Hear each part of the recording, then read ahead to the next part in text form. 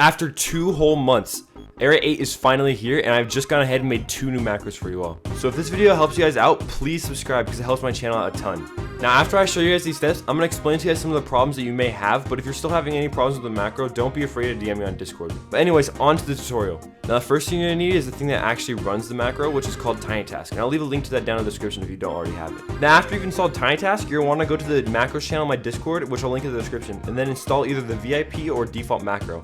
And here's where a lot of people get confused. A lot of people have problems that their character walks too slow or too fast, and that's because they're using the wrong macro type. If you have the VIP Game Pass in-game, you'll have to use the VIP macro, and if you don't, you have to use the default macro. And the reason for this is because VIP actually gives you a speed boost. Now after you install the correct macro, open up TinyTask and set up these 3 settings. First, make sure your playback speed is 1x, otherwise it'll completely break the macro. Then second, continuous playback must be on so it can be running over and over again. And finally, change the playback hotkey to whatever is comfortable, but for this tutorial, I'll just be using F8. Now go into your game settings and make sure shift lock switch is off, camera mode is set to default, and movement mode is also set to default.